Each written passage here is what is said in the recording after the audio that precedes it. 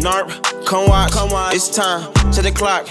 Hitting like Ray off the block. Feel like MJ with the rock. Home run like Sammy Sosa. 2 clutch last period.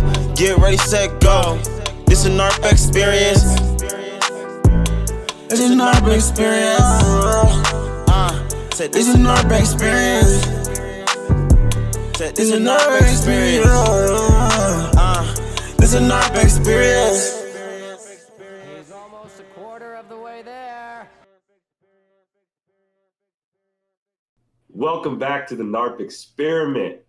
Me and Decker got a nice video for you guys today. We're talking about our top 10 players a quarter of the way through the season in the NBA. We have a couple of interesting people that, we didn't expect to make some sort of list like this early. And then we've got, of course, a couple guys who are always making a name for themselves this early in the season. So we're going to go ahead and get it started right off the bat. Decker, we got your first player up. And it is one Pascal Siakam. Yeah, just to clarify too, it's our most interesting player so far of the season. So it could be good, it could be bad. In this case here, Spicy P obviously not good. So at the point we got these stats, they're 18 games into the season, and Pascal has unfortunately been having the worst season of his career, where he's actually been a meaningful part of the rotation. He's shooting abysmal, 23% from 3. That's not going to get it done. The Raptors started out this season 1 from 6. Part of that is because their whole season specifically is just on its head, being home in Tampa Bay, and they're not from there, so I'm sure that adds extra challenges to it. Losing Marc Gasol, losing Serge Ibaka, that's 2 of their starters from last year for years that they've had, and that's players that they've grown accustomed to playing with for years. So losing those 2 guys, they tried to replace with Aaron Baines. That did not work. It has not worked so far, at least. They're just trying to get by. Chris Boucher's looked really good, but Pascal's just really been struggling.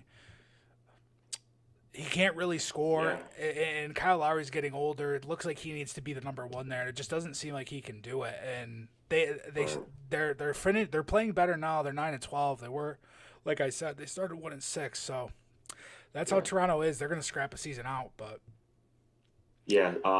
I agree with you on multiple of those points. I wrote down he's just regressing offensively, and not regressing in the sense of he's losing his skill set to make him a good offensive player. It's that he doesn't have many windows and opportunities to score, like you kind of alluded to. He's not that skilled. He repetitive moves. A lot of people can kind of guess where he's going now at this point, especially in his career, since he's kind of had the limelight and spotlight on himself.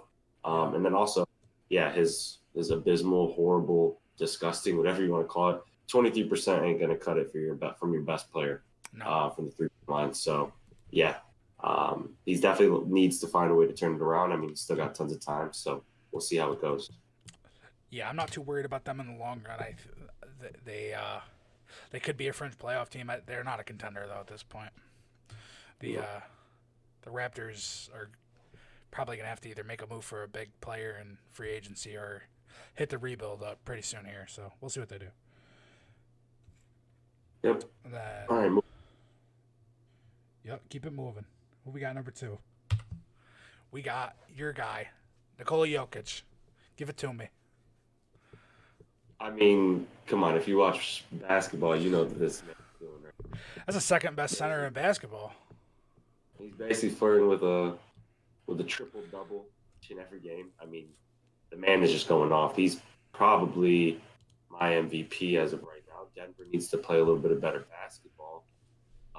But the stats, they're speaking for themselves, and how great he's played all around. I mean, his defense, of course, could still use some work, but, I mean, he just looks unstoppable on the offensive end. He kind of knows what to do, picks his spots. He knows how to get defenses off track, and the game looks so easy for him. So if you just look at his numbers, all career highs, his free throws are up, and his plus minus is awesome as well.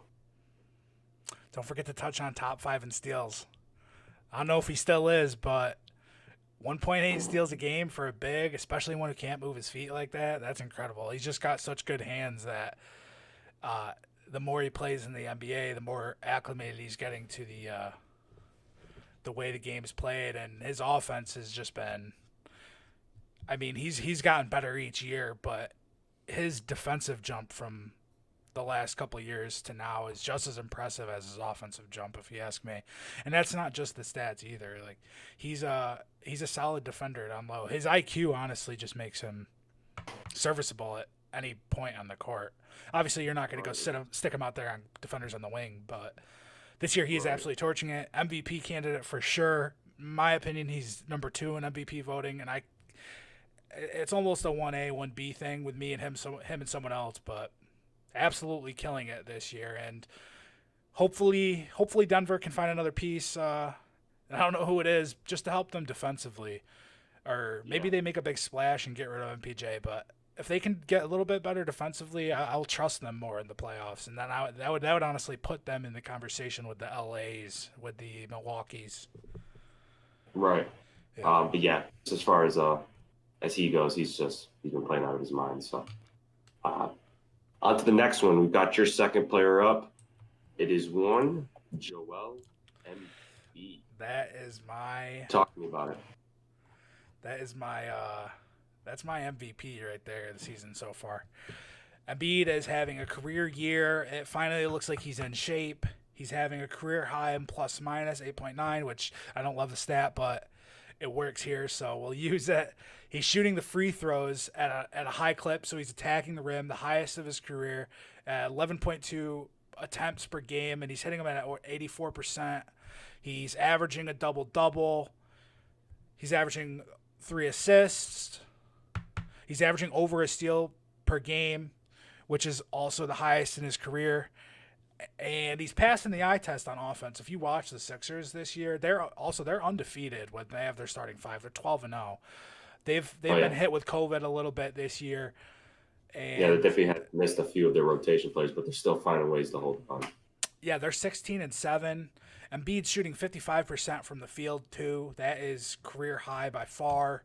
He's shooting 43% from 3, which is absolutely insane. If you watch him play, what he does on the inside, just dominates the paint. It looks like every person they throw out there is just helpless against him. He's really the driving force behind this team. I know they had a bad loss yesterday against the G League Blazers, but that happens in this league, especially this year. He's just looking absolutely bona fide stud. This is what people meant when they said Embiid could be the best player in the NBA. This year is what they are talking about. Everybody when they say right. Yeah, I was going to say my notes. I wrote down career highs across the board because the guys across the board. Yeah, Lulu's been playing monstrous. You look at his free throw rate and his percentage, that's up career high as well. And then look at his, if you see his plus minus, I mean, yeah, that 7.7 plus minus back in 17-18, but he only played 63 games. And you're expecting him, you want a full, healthy Joel Embiid in order to take you places. So he's playing lights out, 55% from the field. I mean, the dude is just playing monstrous. Like you said, I don't know if this was the guy you were speaking about when you said 1A, 1B for MVP voting, but yeah, I feel like it's the battle of the bigs this year. It's between Jokic and Embiid. And as long as, Embiid carries the torch with standings, as far as the Sixers remain better than the Nuggets, I feel like that could be Embiid's trophy at the end of the year. I know they've had one of the easiest schedules so far this year, but I mean, that doesn't include all the troubles they've had with COVID and that stuff, and because that stuff's serious. So right. Moving on, we got one of your favorite players, and currently one of my least favorite, as everyone can see in the graphic. That's all you need to know. Get him off my screen. Let's get this over with. Go ahead. Get him off your screen. Put some respect on this man's name. Get it over with. Go ahead. You see what picture you got us for the thumb here. Get it over with. You know what that shot was. All right. Devin Booker. Love the man. Bum. All thought getting, next to that man you see in the graphic as well, Chris Paul. We all thought him getting Chris Paul as his teammate, his leading point guard, would actually boost his game. And so far, honestly, Devin Booker's been a little on the downfall. And it's honestly, it's nothing other than he just doesn't have the ball in his hands as much. His usage rate is so far down. I don't know the exact percentage. It's something I'm going to have to check on. But I know for a fact his usage is not even close to what it used to be. He's at a low of 3.8 assists. That's almost nearly cut in half from last year or even his best season. And he's down to just 23 points per game. He hasn't averaged 23 points per game. That's almost as low as, his sophomore year average, his second season with the Suns. So, and he's playing 35 minutes a game then too. So, yeah, I mean, he's still got the scoring ability, the scoring chops. I thought his turnover rate was up, but it seems like he still turns the ball over as much. But the thing is, he just doesn't have the ball in his hands as much, so it looks worse on the court. So his rate will be up, just his number. Yeah, his rates could be up, but yeah, he just doesn't have that usage. The Suns still look good, and I feel like him and Chris are trying to mesh together and figure it out. Buck knows that this is the first time he's played with a Hall of Fame player, so he's going to, of course, make an adjustment with Chris Paul on the court as well. But once again, the scoring is still there, but he just doesn't have the as much. Yeah, takes time. They're a better team overall, so he might be a little bit. Seems like he's a little bit regressed, and not really regressed. It's just he's not as important in the offense as he was last year. But naturally, that's just what's going to happen when you get somebody to help you. I mean, that's all it is. I mean, look at LeBron in the early Cavs days compared to now. He's not as important, but the team's a billion times better. So I think that's what's going on with him. And obviously, it takes a little bit of time, especially when LeBron James. Yeah, it just. Well, yeah, it takes time. It takes time to get used to playing with these guys. It takes time for everybody to get used to playing with these guys. If you watch the Suns, Chris Paul's putting the ball on the money for most of these guys. A lot of the passes, and guys aren't even ready for it sometimes. But the team's just better. Mikal Bridges a step forward. Everyone's stepped forward. So I'm not too worried about Devin Booker, but certainly people would have hoped to see a little more punch out of them every night in and night out than we've seen so far. But give us some time. Yeah, of course, no doubt. Moving on, we've got your third player, one De'Aaron Fox. Talk to me. What have you seen from him? Swipa has had a surprising year so far. He got his contract extension. They agreed on it with the Kings, so he's one of the guys that they're going to pay. And he looks every bit worth the money. Career high 3-point percentage, shooting 35%, and that was a huge knock on him. Earlier in his career, he's attacking the rim well. The Kings are 10-11, which is probably better than most people would have expected them to be this year. Really, they just got to figure out who else they're going to surround him to go forward with. I don't know if Hield's going to stay there. I don't know if Bagley's going to stay there. I know Halliburton is. He looks great. They're ninth in offensive rating, which is amazing. They play at a fast pace. Fox just looks lightning quick out there this year. He is every year, but they're a little better this year. Honestly, I think Walton has his job saved by him this year. This man right here. I was going to say something quick. I like your points you're pointing out, and even the career high in 3-point attempts. That's really nice and encouraging to see. You'd hope that continues to trend upward with the way the league is. But his stats to me are a little similar to last season, and I don't know if that's a testament to Halliburton being on the team now and kind of taking a little bit of the more ball handling duties and whatnot, and it's just leaving the ball out of Fox's hands a little more.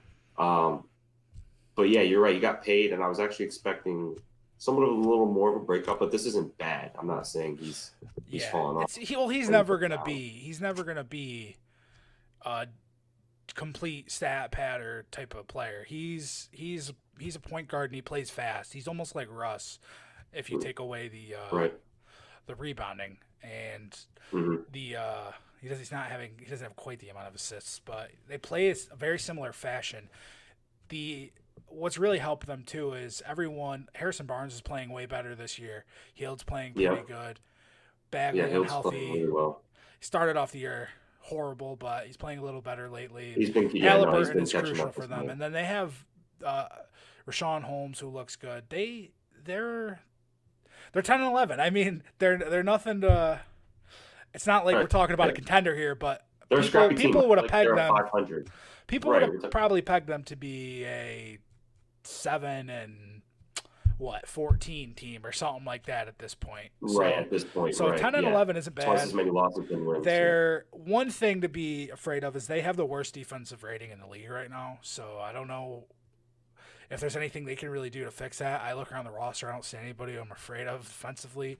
But as long as they keep shooting the ball efficiently as they have been, 37% from three as a team and 47% from the field, both top 10 in the league. So they can keep that up this year. Maybe they'll save Walton's job. Probably hurt him in the long run. It'll get them to 500. It'll get them to 500 is what it'll do. Yeah, but defense, if you shoot better than the other teams, I mean. Yeah. Fox is looking every bit worth that contract, and it looks like he's going to be their guy going forward if the beginning of the season's any indication of what's to come. Yeah. So it looks like they have one thing they don't have to worry about there in Sacramento, where it seems everything else is right not in place. But let's get on to Julius Randle. Get this guy off my screen too. Let me hear it. All right, Randle. Well, one, he's flirted with triple doubles multiple. 23 games in. Secondly, he just looks a lot more comfortable out there. His game, all of his game looks comfortable. He looks comfortable facilitating the ball, bringing the ball down court. He's comfortable shooting threes. He's shooting a career high, just a hair off of 40% from three, off of 4 attempts a game. Those are both career highs. That's good from Julius. That's a surprising stat. And surprisingly enough, for the first time in his career, he actually has a positive plus minus. So that's encouraging. It's only 0.1, but you take it. But dude, all in all, he looks great. The Knicks are playing hardcore defense this year. You know that was coming with Tom Tibbs. And I think there's a real shot that Julius Randle could be an all-star this year. I think there's a chance. He's honestly the best player on the team as of right now. RJ Barrett is shortly behind him, but Julius Randle is honestly, I don't know if he's transformed his game or, like I said before, if he just looks just as comfortable now. He seems like he's a comfortable pro. He's probably in his prime now, and he looks good. Yeah, he does. He's in that Thibodeau system. He's playing the second most minutes in the NBA, I'm pretty sure. He's playing good while he's out there. So at least we know whoever gets him next season, he'll be in shape. So nothing to worry about there. I mean, unless the Knicks do want to keep hanging on to him, they can. I do agree. I think he'll be an all-star this year. He that 39% from three is nothing to just gloss over. It's definitely an outlier for the rest of his career, but hopefully it sticks. I mean, like I said, I agree. I think he should be an all-star. I think the Knicks are playing way better than people expected this year, as much as I hate to see it. Got to give him credit where credit's due. And honestly, he was an option for somebody I wanted the Mavs to target a couple off seasons ago, just because it's been so long since we've even gotten anyone remotely good in free agency. But but for the number he's on, it's honestly, it could be worse. So it could be worse. You'd like it to be a little less, but it looks worth it at this point. I was going to say, it looks better now because we all know the Knicks were getting made fun of 2 off seasons ago when they signed him to that big contract. Yeah, but that wasn't as much as just him as it was to signing 37 power forwards, which it seems like they still enjoy doing. So, right, and drafting them and giving them 10 days. I don't know. There's a bunch of them still on that. Nick's going to Nick. Nick's going to Nick. Randall's playing great. We'll see if he can get an all-star selection. But moving on here, we've got one, Jaylen Brown. Dex, talk to me about Jaylen Brown. He's been playing awesome basketball this year. Jaylen Brown, another guy who he's probably taken the biggest step forward. This is probably the most improved player of the year at this point. There's a lot of them. There's a lot of them who could do it this year. I mean, there's a boatload of guys, but the step that he's taken has just been so important. I think that's another thing to it too. Whereas some of the other guys you could put in there for that award. They've taken massive steps too, and that's not nothing to be understated. But right. Brown is doing it on a team that absolutely needs it, and it's a championship caliber team. So he's shooting the ball almost 5 more times a game this year. He's shooting it 4 more times. He's making more shots and making them at a better clip than he has last year. 42% from 3. If you watch the games, he's one of the top 5 mid-range scorers in the league this year. He looks like a killer. It reminds me of Kawhi in the playoffs. He can just get to his spots, and he's comfortable knowing that he can get his shot off every time. And you saw shades of this in the past couple of years too. He's a really high IQ guy. The Celtics have struggled a little bit this year, and they're still 11-9. They have a couple question marks on the roster. They need a little bit more shooting. Tatum's been out a couple games. He's getting his way, finding his way back. One concern I have for them going forward is they've had the 5th easiest schedule so far, and they have the 3rd hardest schedule of any team left in the league. So if Tatum keeps playing like this, Brown keeps playing like this, and Tatum comes back to form, this team is going to be absolutely terrifying going forward. For sure. I mean, I wouldn't be surprised if Brown plays like this all year if he makes an All-NBA team at this rate. Right. I mean, yeah, he's playing better and more consistent right now than his teammate Tatum, and it's not. He's scoring 26 points a game. That's absolutely insane for this guy. Nobody would have seen that. Yeah, when you look at the stats, like 2 seasons ago, he was averaging half of what he's averaging now. And it's not like you said, it's not that he couldn't do it. There was always shades there. To me, it was opportunity. No Gordon Hayward. Yeah. He knew. No Gordon Hayward. Brown knew that he had no choice, but all of them knew they had no choice but to step up offensively this year. Not saying that Gordon Hayward was such a glorious, number 1 option or something, but when you have another threat like that on the court, it makes everyone's games easier, but 2, you don't have to rely on your shot as much. That's why we see these field goal attempts up. That's why we see the points per game up. I mean, he's literally averaging as many points. He'll definitely be an all-star, and he might be the most improved player. He's doing a lot of this off isolation too. That's another thing. They're the 2nd lowest in the league in assist rate. So the Celtics, it's because they have no shooters, and their point guard Kemba was out for a while. Pritchard got hurt, so he's doing a lot of this off isolation, which makes it that much more impressive. And honestly, and because of that, when they get to the playoffs, it is going to be such an advantage that when they need a bucket, they can just dump it to him and let him go get one. At the way he is playing right now, so that's definitely good to see out of Jaylen Brown. Yeah, I'm a big fan of this game. I wish he somehow slipped away and they didn't offer him the contract and he could have played in Dallas, but not everyone lose. Everyone wants to play in Dallas. Let's go. Okay, moving on. Christian Wood.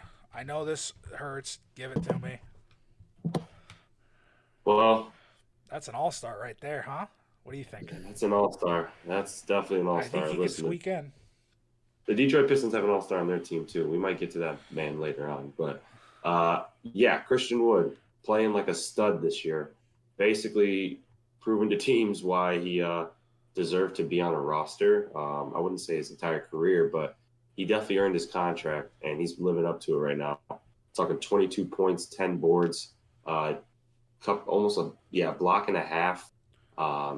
He looks great out there, and he's playing a lot of minutes. He's like a real big part for that Houston team. They're on a little bit of a run right now, and he's clearly a big part of that. He shoots almost 40% from 3. I think he'll be an all-star this year. He's got career highs across the board. All in all, he just looks comfortable. He looks like he's finally, made a name for himself in the league, and it's just good to see. I mean, of course I wish he was a Piston.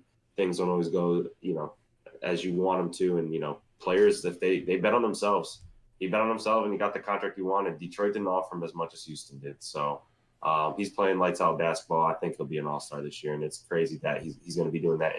And honestly, just his second season, like his real second season as a pro, actually consistently playing minute-wise and whatnot. It's good to see. So yeah, he's been the real the real main cog of their whole team this year. I mean, offensively at least, they got some. And both sides. They got some grinders down there. Defensively, they got guys who really put their nose in the mix and get after it. So Christian Woods looked amazing this year. I agree. I did not think he'd be as good as he is, to be fair. I thought he'd struggle a little bit more, especially early on, but he is just absolutely exploding on everybody. Yeah. He's looking great. I mean, nothing more to it. I'm excited to see how he progresses throughout the year. Hopefully he comes back from that sprain. Was that a sprained ankle? Sprained right ankle? Yeah, I think it's sprained ankle. Hopefully he comes back. Day-to-day type thing. Yeah.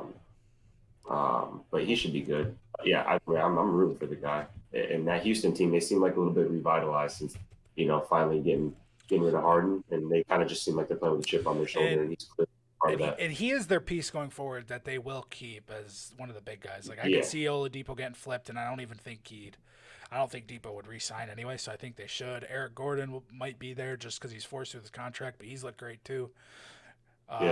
John Wall, that was just a dump for Westbrook, and Boogie's looked all right in some of the games. It's Boogie.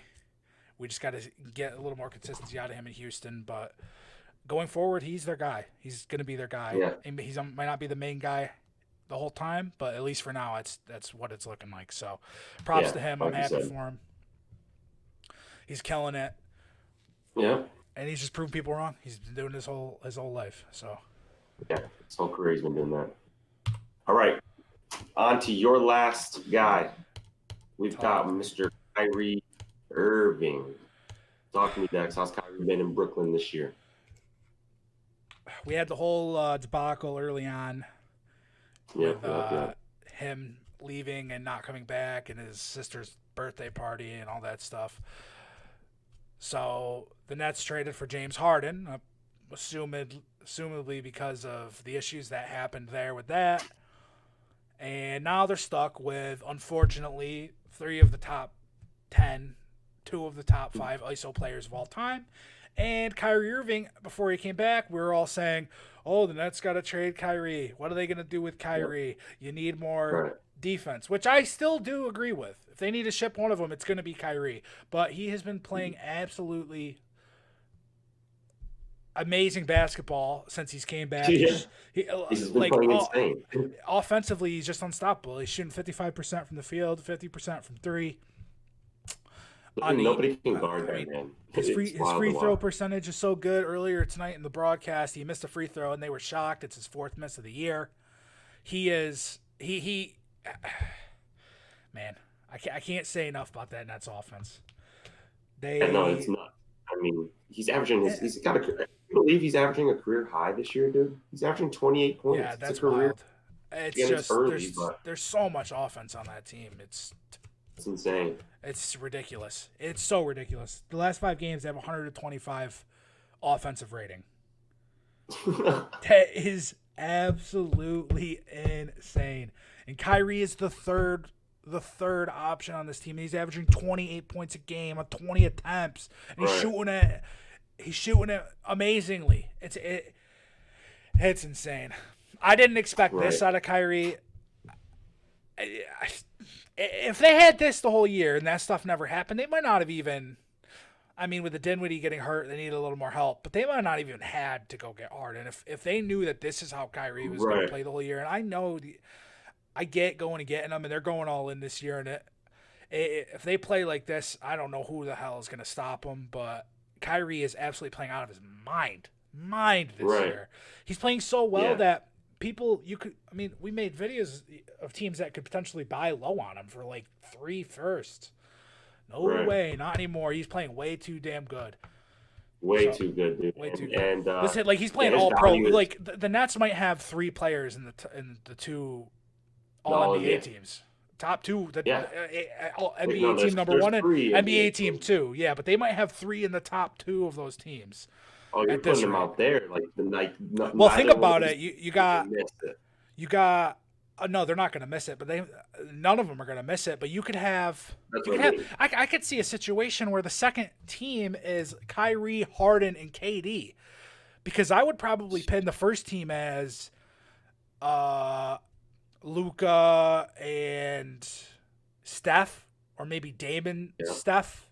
Something to that effect. It depends because they're not so position demanding anymore. So it could be something like that. It could be those three plus LeBron, and then maybe Kawhi is on the second team with KD and these two, and then Jokic or Embiid. One of those guys will make first. One of those guys will make second. They might literally have three dudes all on the second team. I mean, that's got to be the first time. I mean, that's insane, man.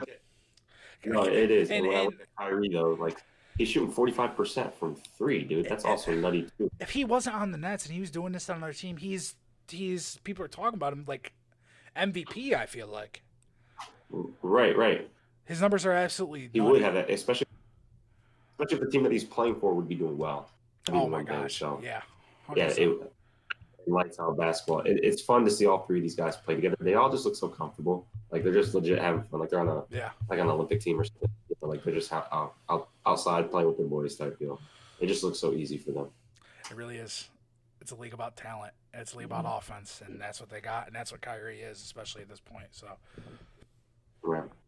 put the ball in the hoop and worry about the rest later. And exactly.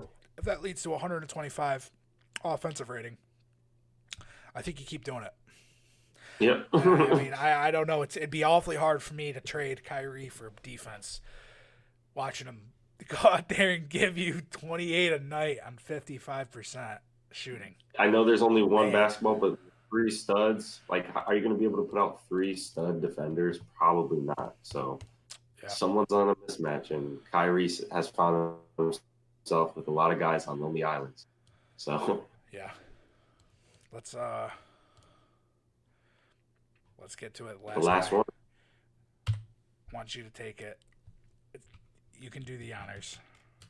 This is my boy, Jeremy Grant, for the Detroit Pistons. The Pistons are atrocious. We all know this. We are tanking.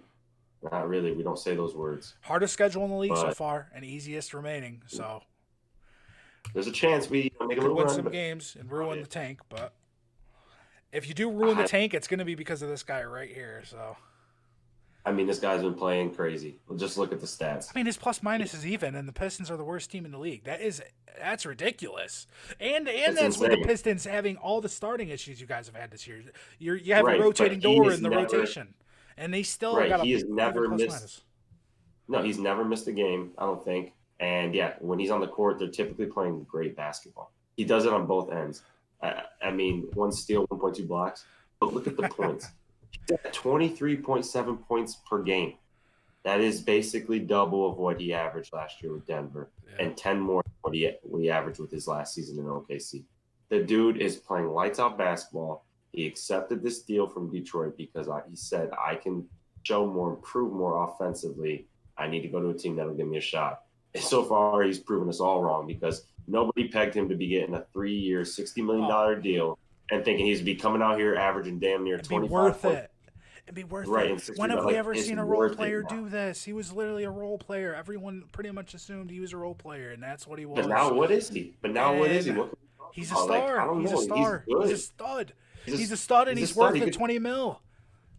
And he's scoring in different. He's a stud, and the $20 million might even be a bargain. That's how good he is right now. I need a full season of this, but so far so good. Shooting 40% from three off 6 attempts a game. Like, I love it. I didn't know he was this good of a shooter. I mean, he can shoot. His last couple seasons was, hovering around 39, 38. Only shooting 3 attempts. Give that man some more out there. Like, my goodness, 40. Like, what else can you do for me, man? And you're shooting 87% from the free throw line. That's a career high. I had this man as my most improved player. I think he will, even with how bad the Pistons are, I think he'll be an all-star. But it's honestly between him and Jaylen Brown. I think that's why we both have both those guys on this list. For most improved, Yeah, they're just playing lights out basketball, man. It's so much fun to see as a Piston fan. Like, I wasn't overly hyped when we first did the deal. I didn't mind the Grant signing. It was almost the price that I was more upset about. But he's proven me wrong, and I think he's proven a lot of other fans wrong as well. So he's been playing awesome basketball. I got him as my most improved player. Yeah, Yeah, you pretty much hit the nail on the head. Anything I was going to say, I pitched in while you were talking him up. So, yeah, he's amazing. Even the free throw percentage is shot up 10%. And I think he's young enough. I think he's young enough to be part of the rebuild. I still do. I think he's only 26, 27. And maybe he can't be, a guy you want to hold on for long term. He's at least a decent guy you want on the team to kind of help grow and mold. He's been in a lot of situations already in his short career. I mean, he's been in the league for this is his 7th or 8th season now. I think it's his 7th. Whatever that says. I think he wants to be. I mean, he just wants the bigger role. I mean, he clearly. And he knows he's not going to get that from a good team. He's going to get it from a bad team. So the I don't see him being a guy to demand out either, unless things get bad in 2 years. But even then, it'd be an expiring, and you guys could flip him easily if he's playing like this. So. Exactly. The Pistons hit a home run with this one. I mean, Christian Wood walked and they struck out, but then they got up to bat again and slammed it out of the park. So, I mean. Yeah, so, sorry, you replace a good player with another good player. It's even. Just like his plus minus 0.0. You guys got a clean slate after that. So. Right. Well, you heard it here, folks. That was our top 10 players a quarter of the way through the NBA season. Continue to follow the channel and check out. We got some other ones definitely coming later on. I'm sure we're going to do the halfway point, then we'll do the 3/4 point. Keep giving you, our top 10 players, what we've liked and what we've seen so far throughout the year. Thanks for tuning in to the NARP experiment. Please hit a like and subscribe on your way out. We'll see you next game. Home run like Sammy Sosa.